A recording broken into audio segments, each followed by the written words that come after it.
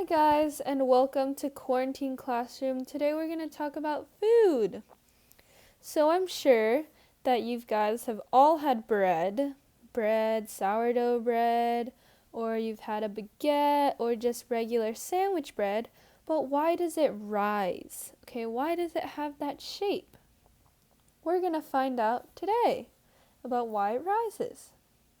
So, there's something called yeast, and it's like very little dots like that, and it's a living organism like you and I.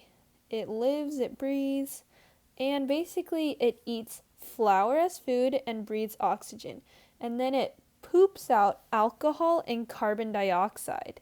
Okay, it's like Pac-Man. It eats and it doesn't poop. Pac-Man doesn't poop, but this poops. So alcohol is going to give it that sour taste that we get in sourdough bread. You know how it's all sour? We don't like that. I don't like that, at least. And then carbon dioxide, which lets it rise. So the carbon dioxide is stuck in the bread, and it's going to push that bread up because the carbon dioxide wants to get out, but it can't.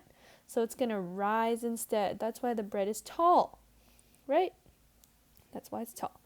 And now in the oven, when we cook it, inside the oven, it's going to add heat. And heat is going to speed up the reaction. It's kind of like when we're running. When we run, we want to run in like warm weather, right? We don't want to run when it's cold. When we're running in warm weather, we're very fast. Rather than when we're in really cold weather, we can't really move. That's why it's called a warm up, right? When we're warming up for a race, because we want to be able to speed up our body so that we can be at our peak speed rate.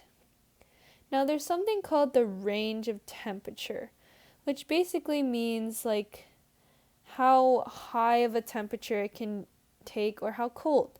So if it's too hot and we're running, we're exerting ourselves so much, it's going to be too hot to run. It's way too hot. And that's the same with yeast. If it gets way too hot in the oven, then the yeast will just die because it's way too hot. And that's very bad. So we don't want it too hot, which is why it's the range, which is the max temp or the minimum temp that it will succeed in and thrive. Now, basically, the next time when your friend is like, oh, how does bread work? Why does it rise? Then you'll be like, oh, I know why bread rises.